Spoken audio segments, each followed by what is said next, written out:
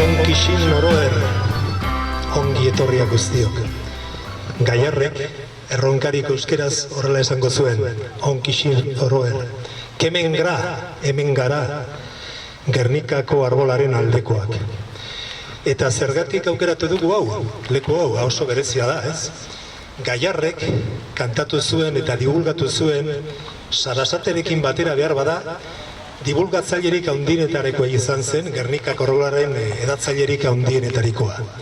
Eta nahi izan dugu, Nafarroan, Iparragirrek, hainbat bertsotan aipatzen du, laurak batean, Nafarrak gure anaiak, eta nahi izan dugu hementxe bertan, berreskuratu gure betikoa izan den eraserki Euskal Herriko himnoa. Eta musikariok, kantariok, abez bat, banda, orkestako zuzendari, asko eta asko bildu izan gara, egia esan eta eskertzekoa da. Orain dela hilabete bat, ez besterik hasi ginen prestatzen, eta esan behar Nafarroatik sortu zela ideia, eta iparraldetik ere ez, ze ikusia da, Gernikako arbola, Euskal Herriaren simbolotzat, ikurtzat, historian zehar hartu izan dana, pizka bat ez dugu izango galduta edo abandonatuta, baina ia, ez? Eta nahi izan dugu, oso zerikusia ikurra handikoa zen kantua berreskuratzea. Aspaldi baten historia luzea duen kantua. Eta hori dalata, nik goratzen dut, eta behar bada askok eta asko jakin duzue, Iparragirre Amerikatik etorri zenean, Nafarroari hainbat bertso eskaini zizkion. Eta honako hau idatzi zion Arturo Campioni, oso esanguratsua. Kantatuko dut, berak ez dakit onale egingo zuen, baina kantatuko dut. Erran adiskideak orduan bezala, Nafarrakin gaur ere anaiak gerala. Bata gure izarra, bat gure bandera, izantu bat bakarra, euskaldunak gera. Bat da gure izarra, bat gure bandera, izantu bat bakarra, euskaldunak gera. Horitxe nahi izan dugu kulturatik, musikatik, berreskuratzea gure Gernikako arbola. Iparragirrek sarri askotan aipatzen zuen, Axularrek lehenago, mende batzu lehenago, zazpiak bat eta Euskal Herria erabiltzen zuen, eta Iparragirrek beti erabili izan du hori, eta aman komuneko lanean, kulturan, musikan, uste dugu zerikusi handia duela kantu honek, eta horixe da gu eskatzera eta eskaintzera gatozkizuna. Berriro diot, musikatik, kulturatik berreskuratu nahi duguna. Eta ojala, politikak ez duena batu, musikak eta kulturak batzen duen gure herria, gure kultura, gure euskera eta gure batasuna horti datorren ere ez. Historiak hori ondorak utzi digu eta nik uste dut merezi duela aipamen hori egitea. Laurok hartuko dugu zurekin pakea, pakian bizi dedin euskaldun jentea. Estrofa hau ere jartzen du, alako Gernikako Arbola bakizue oso luzea da, 12 bat estrofa ditu, eta bat horixe aipatzen du ez. Bera, nik uste dut ikurrik eta simbolorik eta musikarik esanguratsuena, Euskal Herri osoan esanguratsuena behar bada Gernikako Arbola da. Anitz aldekoa, aniztasuna handia duena eta batasuna eskaintzen duena. Era guztietako jenteak, era guztietako herritarrak parte hartu lezakena bertan eta Euskal Herri, gure kultura, gure historiaz bat egiten duena. Horixe bera da, errekuperatzera gatozela. Eta manifestu bat atera izan dugu, nik zatitxo bat irakurriko dut ez dana, eta gero Fermin Valentzia bertakoak berakurriko dizue gaztelera ez. Simboloek bere biziko garrantzia dute herrien imaginario kolektiboan. Musikak eta kantuak ere badute garrantzia, eta horrexek batu gaitu manifestu honen sinatzaile garen kantari, musikari, kantautoreok, ondorengo hau adierazten nahi dizuegu. Herri guztiek dituzte haren erakusle diren hizkuntza, simbolo eta ohiturak. Gureak ere badira, Nafarroa, Araba, Bizkaia, Gipuzkoa, Lapurdi, Berexa, Baxe Navarra eta Zuberua biltzen dituen herri honek gaur egun 3 unitate administratibotan banatuta dagoen Nafarroako Foru Komunitatea, Euskal Autonomia Erkidegoa eta Euskal Elkargoa. Mendetan zehar mantendu ditugu gure hizkuntza, musika, soka luzea benetan, dantza, kirolak eta beste zenbait ezaugarri. Herri gisa identifikatzen gaituztenok. Pentsamendu zen ikuspuntu politiko ezberdinetako herri egin gaituztenak. Zatik eta administrazioaz gain, batzen gaituen izen primitiboa mantendu dugu. Euskal Herria. Aspaldiko Baskonia. 7 leloa ere gure egin dugu. 1953an Axularrek ikusi erazi zaiguna. Oso esanguratsua. Zer gertatzen da himnoekin? Himnoak batu egiten gaitu, bizkortu egiten gaitu, piztu egiten gaitu, eta horixe da guk hemen eskaintzera gatozki zuenaz. Gernikako Arbola unkimenezko kantu bata, oso esanguratsua da, historia luzea duena, asko idatzi dena, era guztietan, modu guztietan, leku guztietan, eta bertatik kanpo dauden Euskaldun asko eta asko bakizue, behar bada hemendik kanpo gehiago dago Euskalduna bertan baino, ze 19. mendean, 19. mendean batez ere iparrarekin batera asko eta asko Ameriketara joan ziren, Gernikako Arbola kantatzen dutenean puri-purian jartzen dira. Unkimenez hartzen dira, eta horixe nahi dugu. Ea berreskuratzen dugun, eta Euskal Herri osorako himno erezerki bihurtzen dugun gure guztion Gernikako Arbola. Fermin Valentziarekin intziko zaituet, berdeko aspaldiko laguna eta kantaria, Nafarra bera, eta eskerrik asko.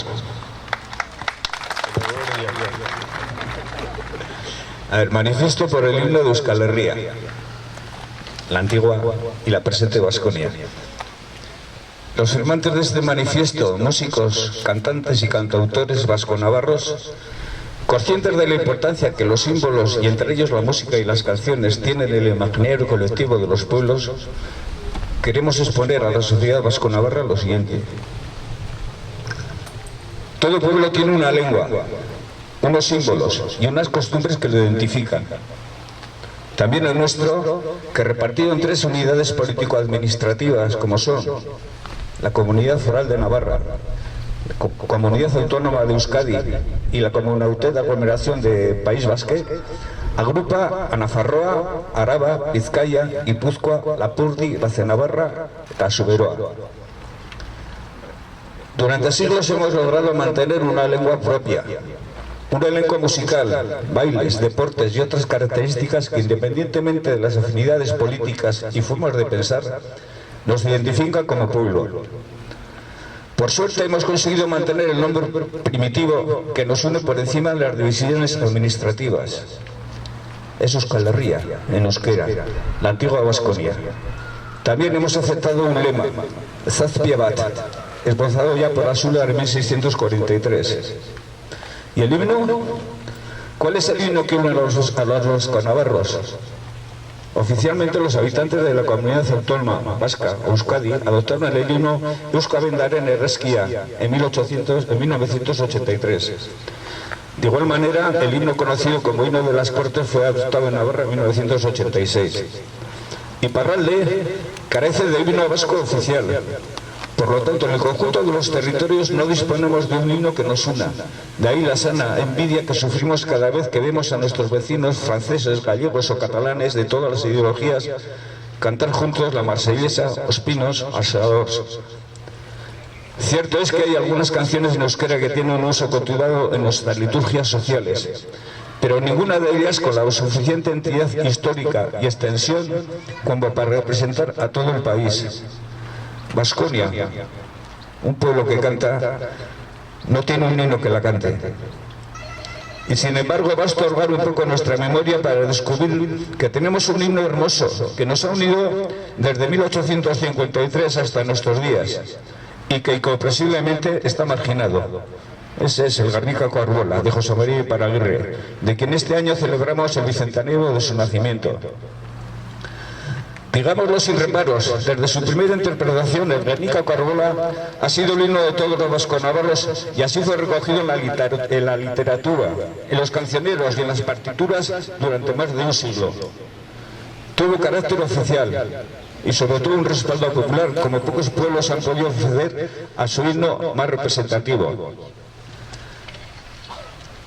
Nadie se explica todavía la rapidez con la que aquel zochico se extendió, ya no en los 7 territorios, sino en todos los confines del mundo donde había paisaje vasco.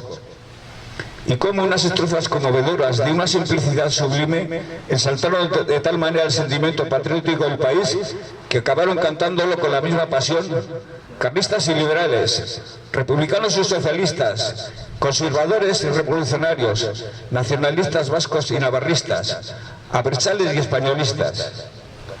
Y donde los creyentes veían valores religiosos, los laicos se descubrían como los revolucionarios franceses ante un símbolo de la libertad. ¿Qué es pues un himno? Sino que concita a cantar a todos los ciudadanos. Los analistas explican su éxito inmediato y su mantenimiento en el tiempo por la situación del país, herido por la pérdida de sus libertades y por el carácter vasco de su música, un sorcico. Pero sobre todo porque el himno se convirtió en la encarnación misma de los fueros y de la unidad de Baskonia, de Euskal Herria, una unidad alejada de toda tentación aislacionista, perfectamente compatible con una concepción universal y humanista de lo vasco. Ningún himno político está tan profundamente registrado por todas las comarcas del país vasco-navarro, desde Tudela a Bayona. Se interpretaban los palateados de la Ribera, en las pastorales suletinas, en las recepciones reales, en las corridas sanfermineras, en los pequeños teatros y en las grandes óperas. Todos nuestros grandes músicos lo recrearon y lo versionaron, y no hay archivo histórico que no guarde su partitura. Como todo himno que se precie, el Guernica Arbola tiene también su propia épica.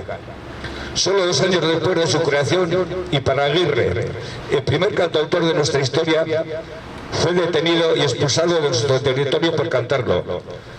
Pero el himno no se fue, el himno se quedó. Su empecinada prohibición lo propagó como viento de libertad. Cantarlo en Donostia durante la sanrocada ocasionó la muerte de 3 personas. En Navarra fue el grito foral de la gamazada. Sus sones alentaron el movimiento en pro de la reintegración foral de los fueros. Dieron la bienvenida al movimiento y en pro de la reintegración de los fueros. Dieron la bienvenida a la República. Rubricaron las asambleas pro estatuto. Cantaron el resurgimiento de la Galezca y unió a los alcaldes de las 4 provincias del movimiento autonomista de 1934.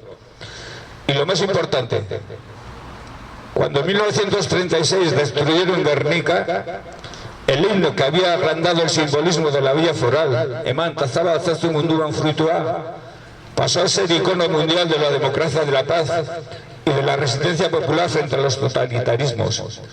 Cuando en 1949 Iparralde celebró el triunfo sobre el Tercer Reich, el Guernica Arbola fue himno oficial junto a la marsellesa. En definitiva, un himno vasco e internacional, símbolo mundial, documentado en todos los territorios con historia y época mantenida en el tiempo. y con la rara capacidad de emocionar a personas de ideologías muy diversas. No se le puede pedir nada mejor a la biografía de un himno. Es pues hora de recuperar el único himno que nos ha unido históricamente y que todavía concita los mayores consensos entre todas las corrientes políticas del país, los primeros versos de Guernica Carbola. Animamos pues a toda Euskal Herria a cantarlo y a difundirlo.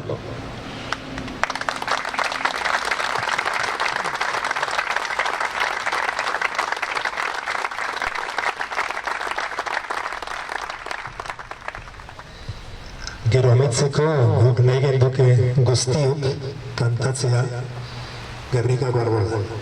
Lehen esan dut, Gaiarrek dibulgatu zuela Sarasaterekin batera askok eta askok, eta historiak dugu Iparragirre hil zenean, 1881 Gaiarrek San Ferminetako jaietan kantatu zuen Gernikako Arbola.